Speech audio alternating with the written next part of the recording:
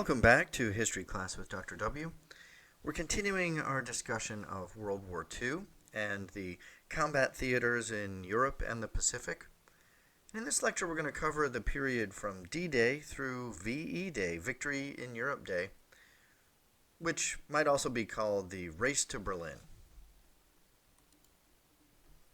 As we sometimes think about the war in only very brief terms, it might be easy to forget that the process of securing victory after D-Day took more than a year and involved some of the harshest fighting of the war. So this was not merely a quick and easy process of launching the D-Day invasion and then the war is over.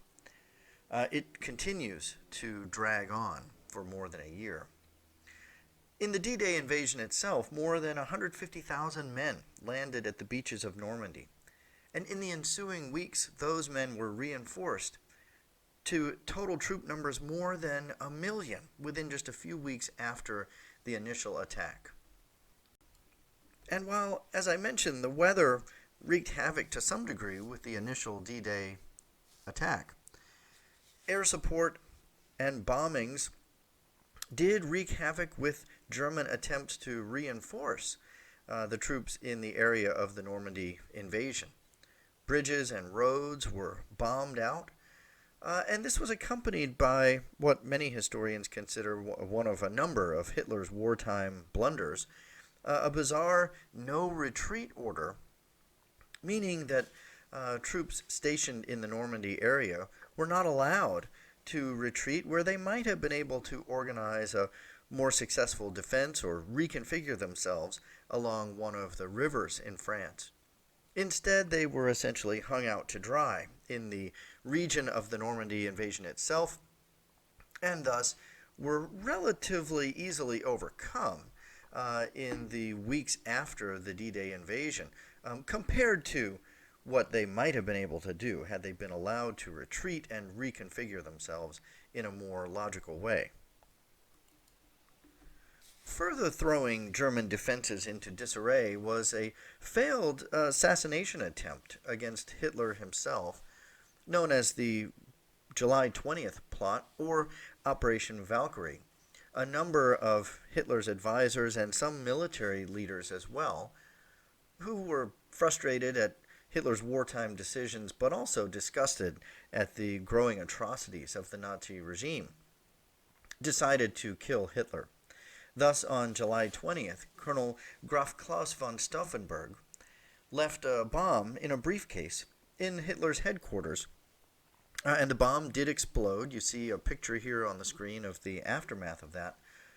But Hitler survived, and in the aftermath launched a vicious campaign against the conspirators.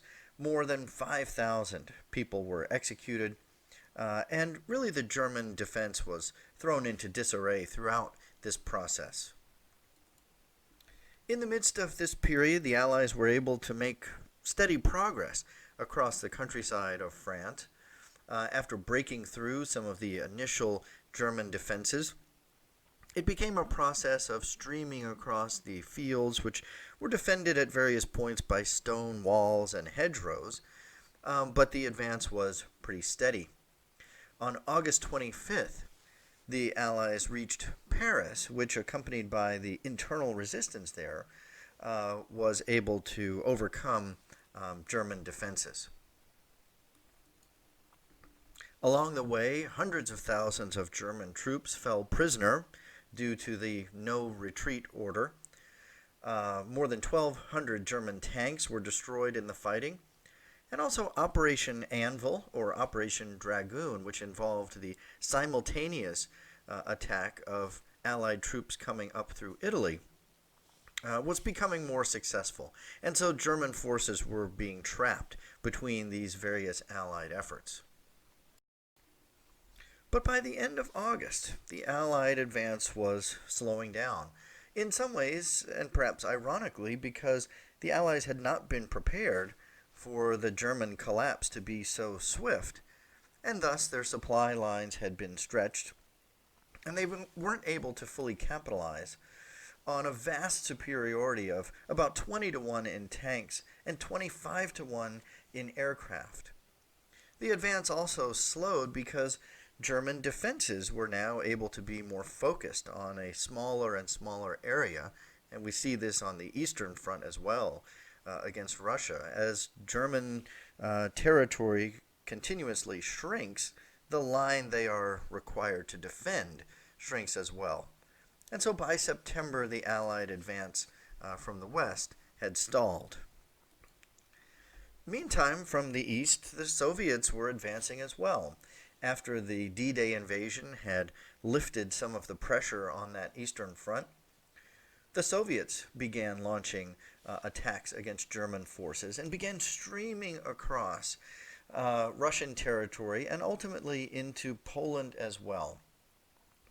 By July 31st, 1944, the Russians had reached the outskirts of the city of Warsaw, where they sat across the Vistula River and watched as internal resistance in Warsaw rose up against German forces. But the Russians made no attempt to assist and actually paused for close to 6 months on the banks of the Vistula while the Polish resistance was crushed by Germans within the city. Now, in truth, the Red Army had advanced very quickly, about 450 miles in a 5-week span, and they did need to reconsolidate and reconfigure their attack. Nonetheless, the failure to assist Polish resistance in Warsaw is among many of the cruel and heartless wartime actions of Stalin and the Russians. The Allied effort on both fronts was further aided by absolute air supremacy.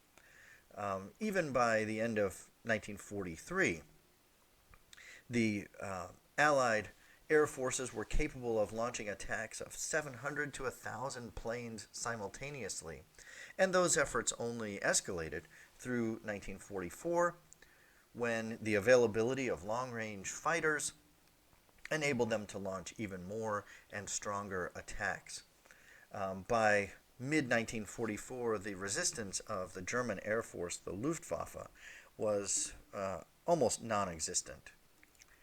Instead, Hitler and the Germans turned to a reliance on V missiles, the V-1 and V-2 missiles, which did rain down attacks against the Allies, but they were never as fully effective as the Luftwaffe had been at its height.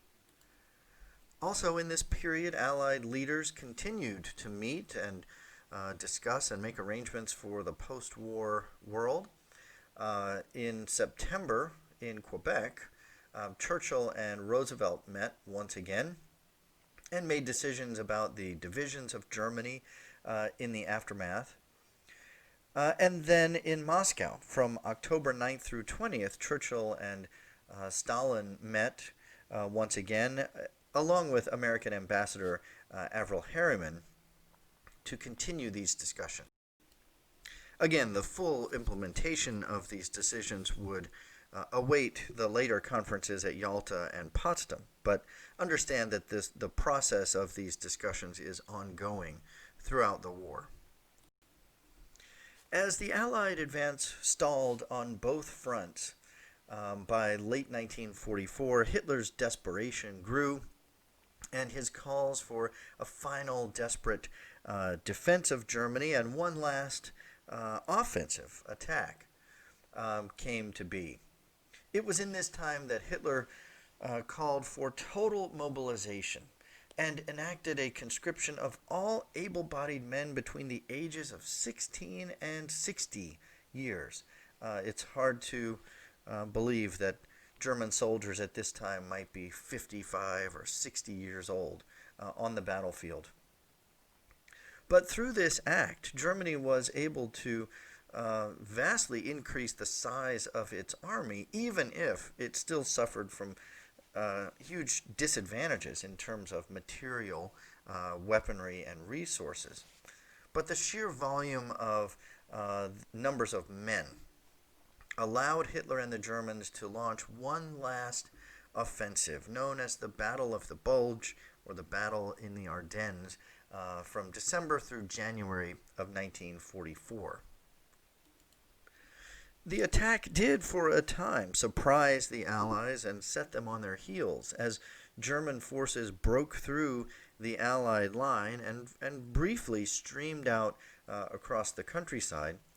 The hope being that they might be able to divide and conquer Allied forces, ultimately reaching the sea and cutting off various groups of forces from reinforcement.